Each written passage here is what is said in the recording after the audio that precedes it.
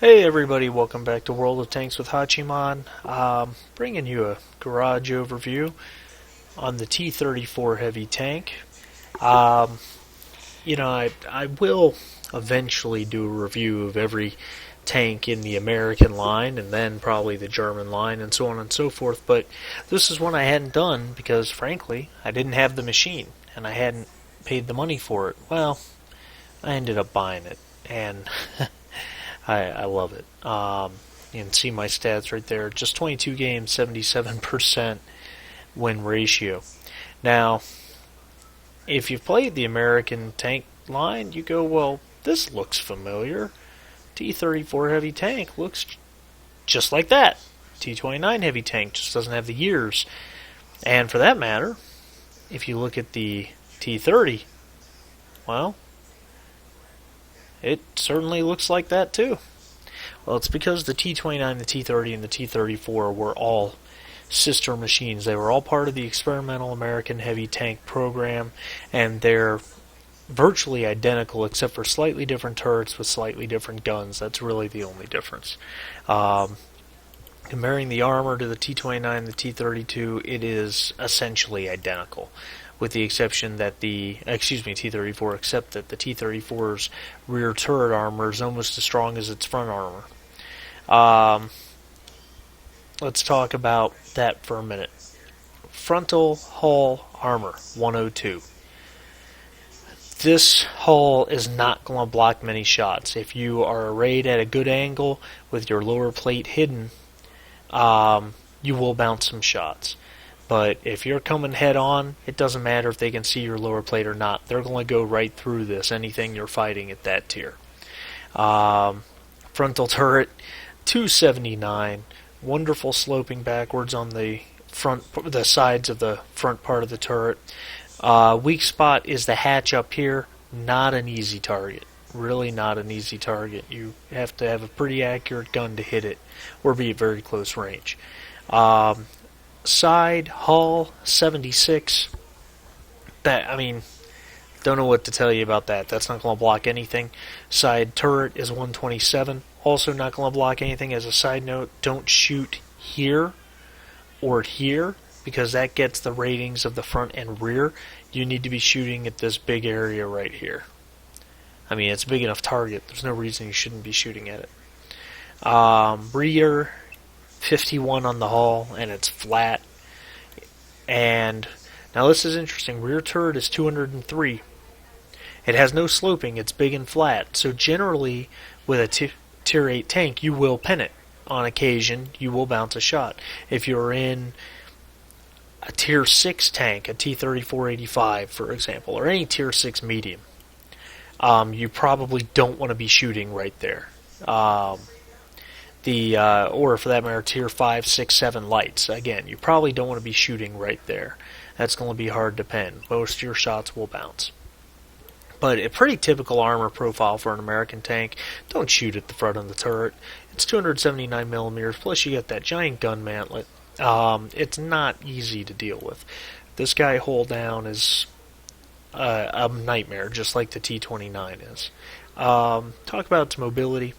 It's actually not bad overall. Top speed 35 kph, about what you come to expect from a high tier heavy tank in general. And it feels a little slower than an IS-3. It feels a little slower than the T-32. However, where it is slower is its traverse speed. 22 degree per second traverse speed. When it's time to turn, you'll feel the slowness of this machine. Additionally, just to keep in mind, the turret traverse is only 18 degrees per second. So you want to have your turret aimed the right way as often as you can. Before you're coming, do not come around the corner, then turn your turret. It will take way too long. You need to be pointed the right direction as you come around the corner. Your total turret and tank traverse speed is only 40 degrees per second. A fast light tank like a T-37 AMX-12T will eat you up. You will not be able to turn fast enough to catch him at point blank range. Oh, so it's a sniper then? No, it is not. Talk about the gun, and let's talk about the gun. Let's just get it over with. 120 millimeter T53A1, very similar to the gun on, say, the T28 prototype, T28, or the 120 mil you get on the T30. Very similar. Its dispersion's pretty good for an American heavy tank gun. 0.35 at 100 meters is really pretty good. All things considered, the T29, for example, is what, 0.4 or 0.42, and the T32 uses basically the same gun, so it's really not bad. Its aiming time is brutal. 3.4 second aiming time. Oh, for the love of God, please shoot me now. It aims, and it aims, and it aims. It's terrible. Rate of fire, 4 rounds per minute. You guessed it. That is a shot every 15 seconds. Here's the good side. 248 millimeters of penetration. You can pen just about anything you need to. Okay? Unless you shoot the front turret of another T34, you're pretty much going to pen. You don't want to shoot at the turret of an IS-7. Okay, let's operate some common sense here, but shooting at the hull of just about any tank will go through. The upper plate of an E100, mouse, maybe even an E75 will bounce, but if you have the lower plate, you should be shooting at that anyway. But anything in its tier or lower, this gun will pen. Simply, easily. Premium ammo gets you an additional 50, roughly 49. It's 297 pen, which is more than enough to pen any tank in the game. Okay, but you really don't need premium ammo. You shouldn't be taking the Mao's head-on anyway. You should be flanking him where you can hit his weak points in the armor anyhow.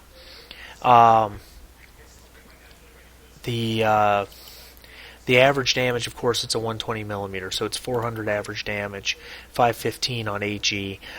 Do load some HE in this tank. It can be very valuable when you do run up against a Mouse or an E100, and you just want to try and track and maybe get a crew hit.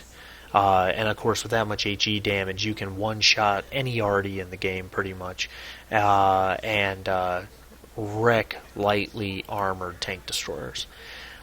You can see it's, of course, a premium tank, so it earns premium credits, premium XP, and you can train your American heavy tank crews. Right now I've got my T32 crew. Completed their first perk, into their second perk, which they're all training brothers in arms. With a 100% loaders, vents, and a tank gun rammer, you can get your gun reload time to 12.66, which is not bad. Certainly on par with any 122 millimeter in the Soviet line. So you can deal with it. The key is the gun is not, it's not bad for its accuracy, but it's not good, and it takes a long time to aim at 3.4 seconds. This tank is not a sniper. You need to be engaging at close, point blank, or close range, preferably medium if you have to. You are not sniping with this machine. You will get lucky on occasion, but generally you're going to miss. You need to be up close where you can absolutely bruise it out. Maps like Serene Coast are good. Maps like Sand River, anything that's got those rolling hills or sand dunes, where El Haluf is another one, where you can guard your lower plate, go hull down, and really bruise it out with the gun. That's the way you want to use this thing. So, very quick overview of its capabilities. Upcoming videos will be some gameplay for you, of course, and you'll get to see what this thing can do in action. Anyway, guys, thanks a lot, and see you soon.